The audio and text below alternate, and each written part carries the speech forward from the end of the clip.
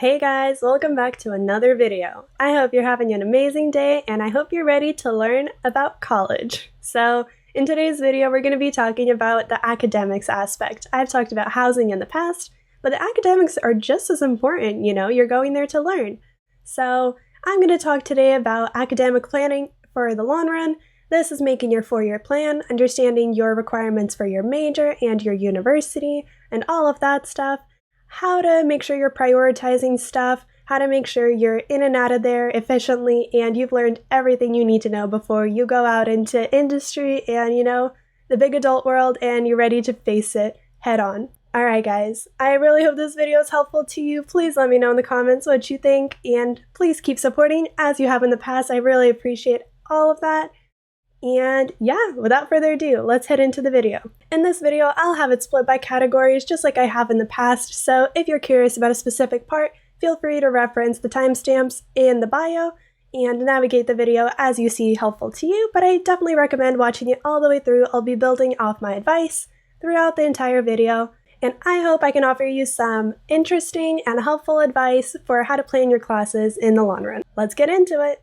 Alright guys, so first let's just start talking about the requirements you have overall in college. So you will always have your major requirements specific to whatever major you choose, and you will also have requirements from your university or college.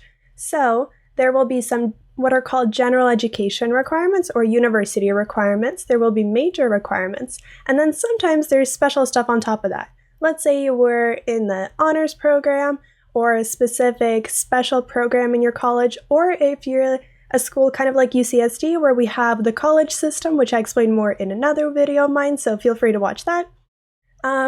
You will have extra requirements from the college specifically. So let's just talk about all of those requirements and how they factor into your 4-year plan.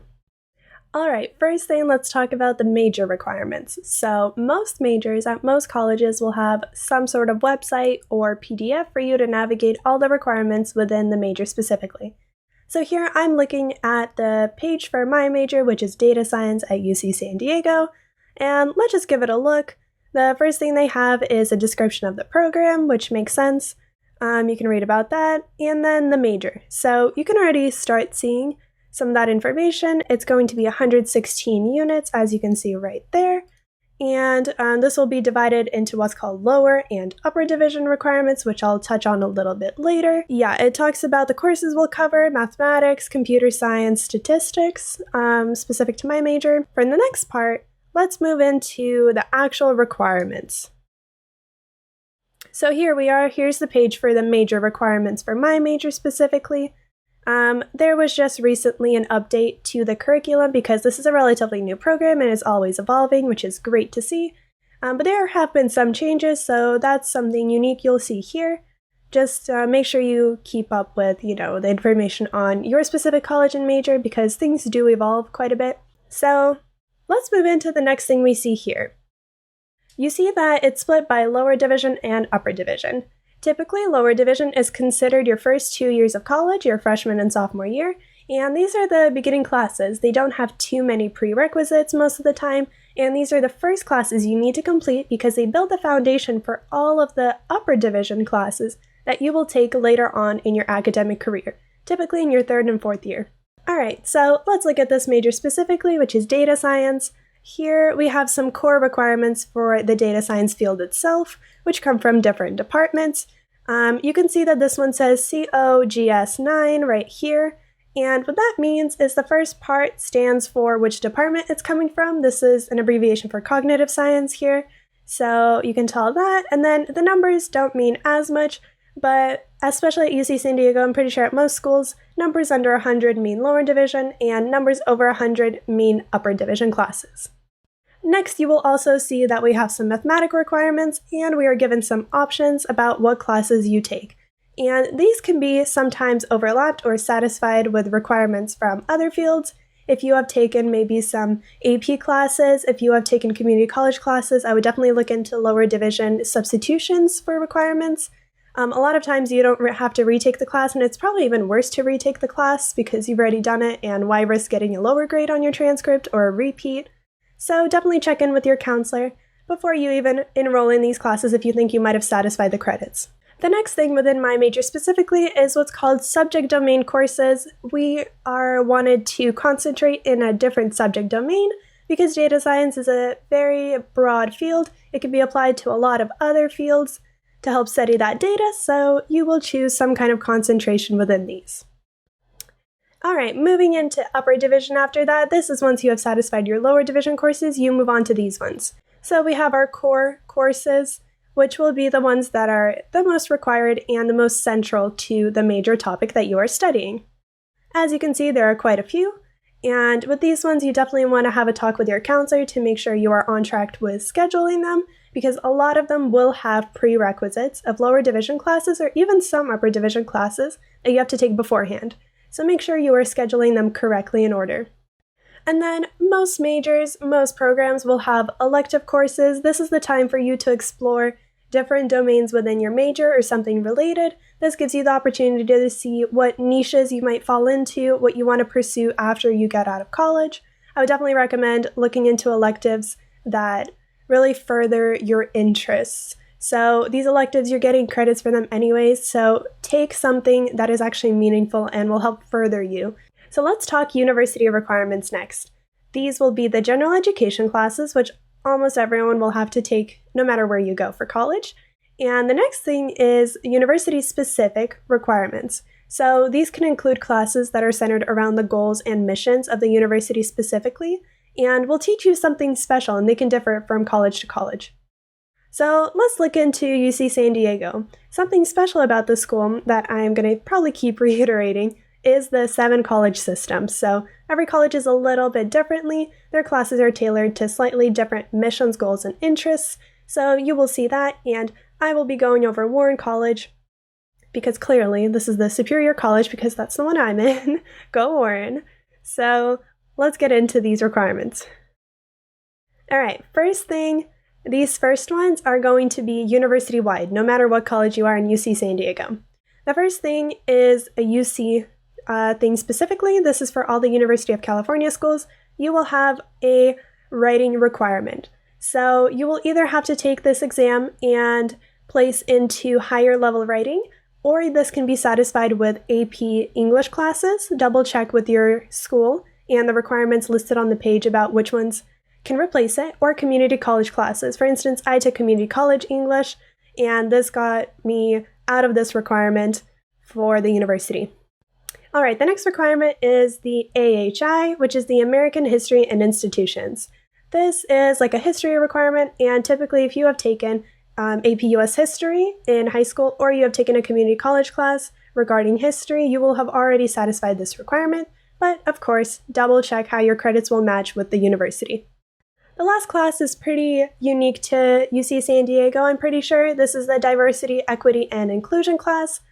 This is a whole big list of different classes from a bunch of different specializations across the university, and you can tailor this to your interests as well, but it's mostly overall teaching you about history in the United States. One thing I want to note about this class, the DEI, you can overlap this class with some requirements, so double check on your other college-specific requirements about how you can use it for 2 requirements at once, and that's one less class you have to take. These last requirements towards the bottom of the page are more specific to UC San Diego as far as I know. I encourage you to read more about it if you are interested. Alright, now that we've talked about the university requirements, let's talk about general education requirements. These are offered at every university, and you must take them to supplement your learning for your major. This is making sure that you're a well-rounded human and you're going into the industry being well aware, well-rounded, and well-knowledgeable in multiple fields. Alright, so once again, I'm talking about the Warren requirements here at UC San Diego. So here we are on this page. Let's talk general education. So here's a good guide for us to talk about the classes that are required. So for instance, Warren Writing is a writing sequence within the Warren College, consists of 2 classes back-to-back, and they must be taken for a letter grade. As you can see, there's a special note here that you have to satisfy the entry-level writing requirement, which we talked about in the university requirements before you can take Warren Writing. So you can plan for that based on if you have passed AP English or Community College English.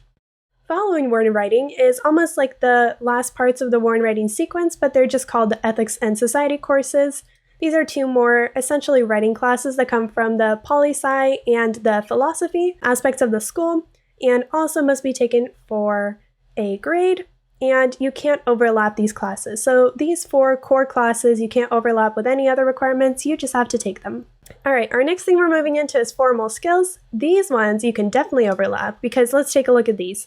There's a ton of math. We have Phil, Poli, Psych, Sociology, Cognitive Science, Computer Science, Electrical Engineering. So all of these classes, you're likely to see some of them come up in your major requirement. So a lot of students opt to overlap their major requirement and these formal skills requirements. All right, for all my Warren people, let's talk programs of concentration or area studies. I'll just say programs of concentration so I don't have to say both every single time. So, all right, just like I said, there are 3 disciplines that you can see right here, and here are the steps to figuring out which ones you need to choose. All right, so the first thing you do is find your major. All right, so mine is data science. It's right here in the middle. I can see it right there. And this falls under the natural sciences, math, and engineering path. No surprises there. It's basically an engineering major. So I see that my 2 open categories are humanities and fine arts and the social sciences, and there are a bunch of options, but these are not the ones we're choosing from. For that, we have to scroll down. Here are the programs of concentrations that you can choose. So here I have my list of humanities and fine arts and social sciences. I can't choose anything from natural sciences, math, and engineering because my major already falls under there. All right, so if you are curious, you can stay on this website and spend some time searching for those interdisciplinary programs of concentration or specialized programs of concentration. There are some really, really awesome ones, and you can really tailor your interest to these, especially if you're looking to major in multiple categories. Maybe you'll want to pick up a specialized minor instead. All right, guys, so you have your plan, you have your classes. Now let's think about when to take them. This is why you need a 4-year plan. This is a great thing to make, and I would absolutely recommend trying to make one on your own and going to a counselor and having them help you make one. As early as you can get started on this, it will be so helpful for you. And then if you know what your plan is, you can make it more flexible and shift it with time, but at least you have some sort of framework, some sort of plan and road to success.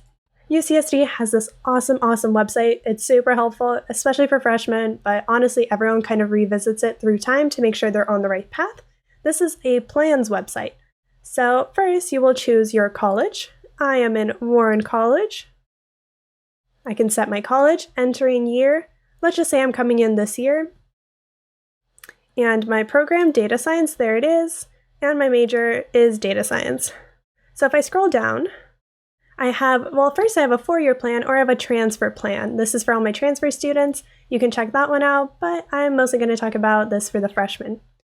So as you can see, I have a full plan for my 4 years, and it's pretty well spread out. It is the recommended number of units, 12 to 16 units every quarter.